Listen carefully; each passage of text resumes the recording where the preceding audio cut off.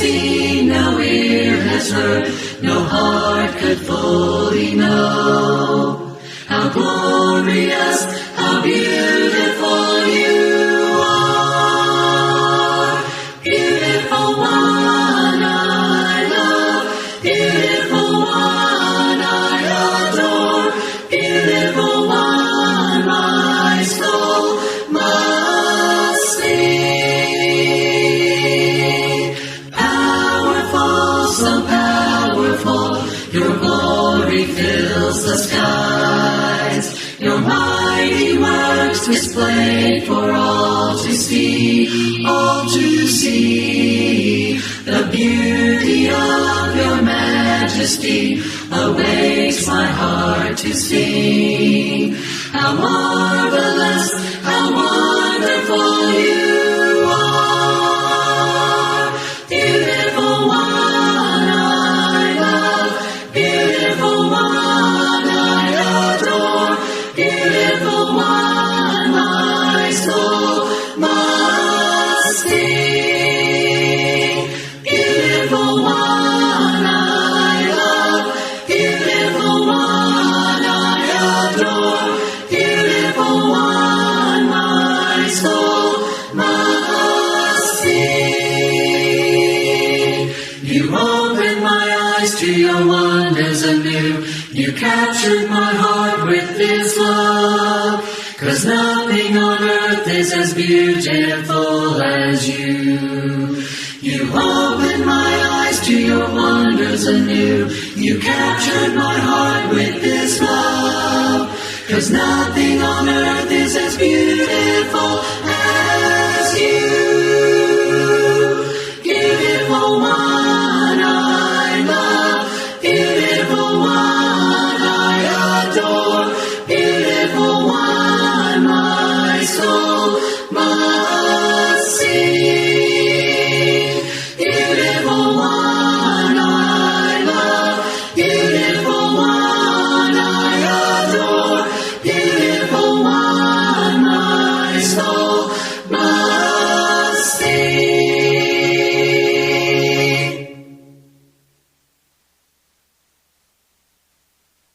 Faithful love flowing down from the thorn-covered crown makes me whole, saves my soul, washes whiter than snow. Faithful love calms each fear, reaches down, dries each tear, holds my hand when I can't stand on my own. Faithful love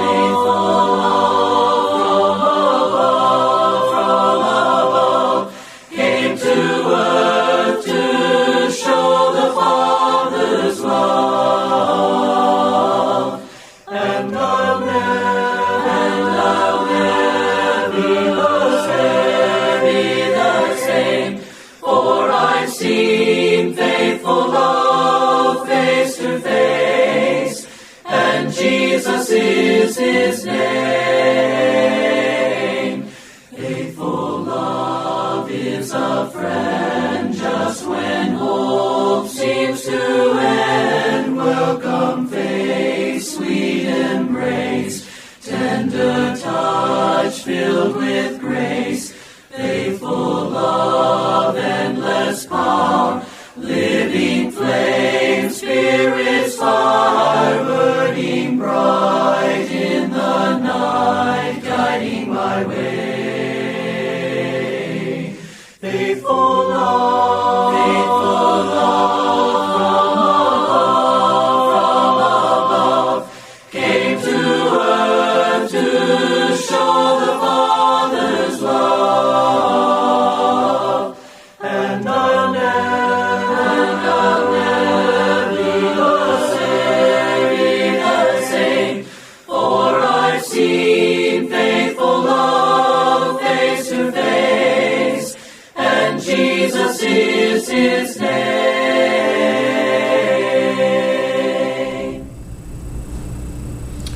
All right, welcome back, everyone.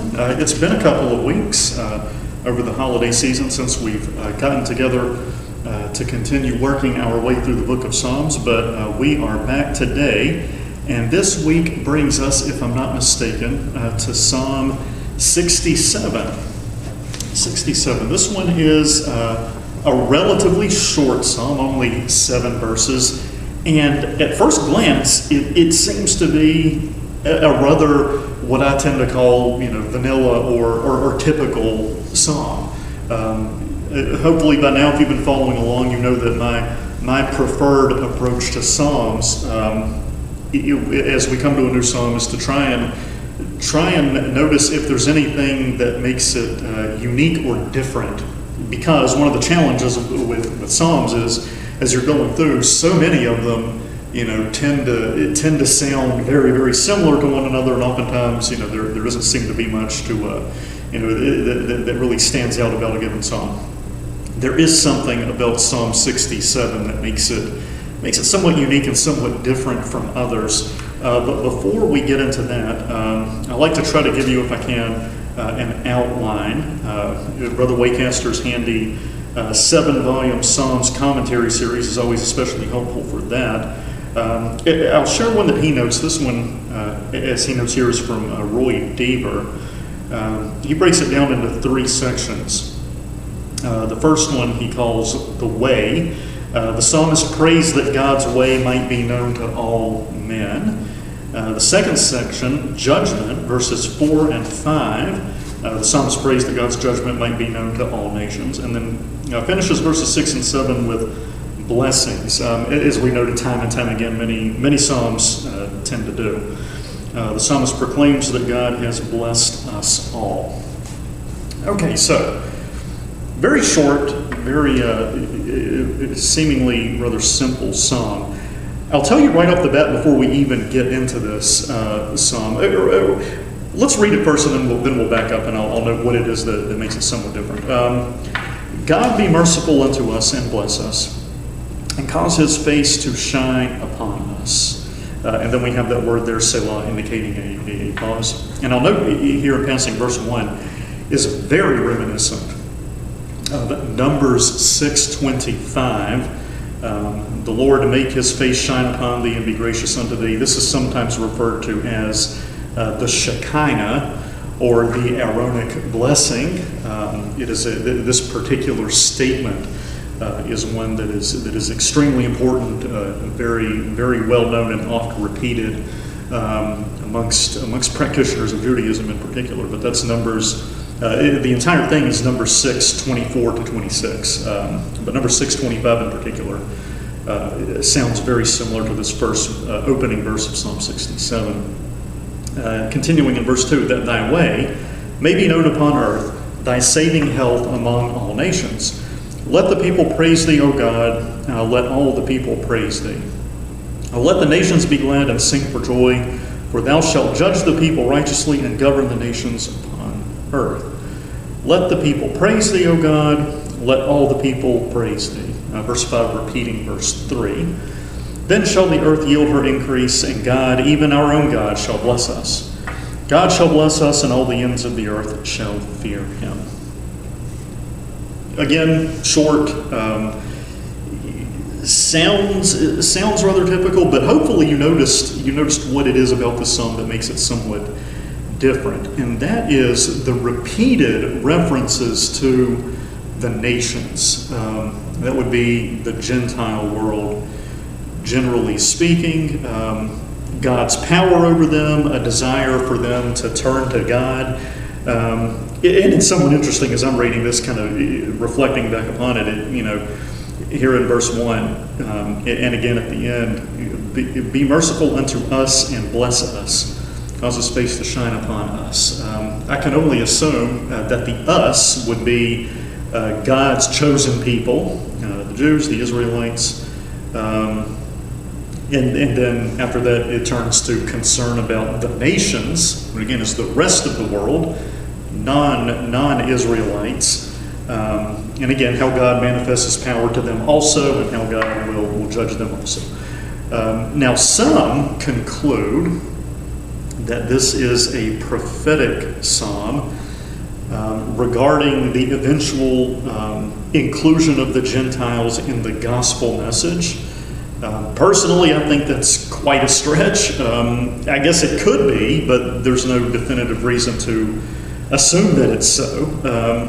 And I would add to that, you think about in the Old Testament, you might consider Jonah traveling to Nineveh, Rahab among the people of Jericho, Ruth, who was a Moabitess. Isaiah makes a number of prophecies, or what he calls burdens, to the nations at large, sometimes specific nations, other times, as the psalm here, just the world in general. All of these kind of reinforcing the point that even though under the Old Covenant, the law of Moses, Israel is God's peculiar people, as it's often put, the nations, that is the rest of the world, are very much still there, and they're also very much capable of recognizing and responding to the power of the God of Israel. So, what is this psalm? And again, we don't have a particular author or occasion, so no particular time to attach to it, but definitely centuries before the New Testament is written. Is this a reflection upon the state of the world at large beyond Israel? From that perspective, whether this is in David's lifetime or somewhere near it, or is this, as I just said, something that's intended to be prophetic about this idea that at some point in the future, under the New Testament of Christ, God's scheme of redemption is going to encompass the entire world, the Gentiles also. I don't know. Again, I'm personally more inclined to think the former, but there are plenty who think that way. So feel free. Again, there's nothing specific in the psalm to suggest that. It's also worth noting before we finish here that among Jewish scholars, this psalm is traditionally understood to be a harvest psalm. You have a number of psalms, feasts, etc. of the Old Testament that are seasonal in nature. And the reason for this is verse 6 in particular. Then shall the earth yield her increase. God, even our own God, shall bless us. So a psalm that would have been attached to harvest time specifically. I guess one thing I'll note in passing, kind of building upon what we were just saying about, is there anything more to the references to the nations than what there seems to be on the surface here? I can imagine how it would be super easy to read this particular psalm with a premillennialist bent. But again, I see no reason to do that, but you could. Okay, so that is Psalm 67. Again, relatively short. Glad to be back with you all. Glad we're able to pick back up and keep making our way through the book. Next time, Lord willing, we will come to Psalm 68. And the next couple ahead of us, 68 and 69, not nearly as brave as some of the ones we've covered here most recently. But I'll look forward to that. Hopefully you will too. Thank you for your attention today. Over all the earth, you reign on high. Every mountain stream, every sunset sky. But my one request, Lord, my only aim, is that you reign in me again. Lord, reign in me, reign in your power over all my dreams. In my darkest hour, you are the Lord of all I am. So won't you reign in me again? Over every thought, over every word, may my life reflect the beauty of my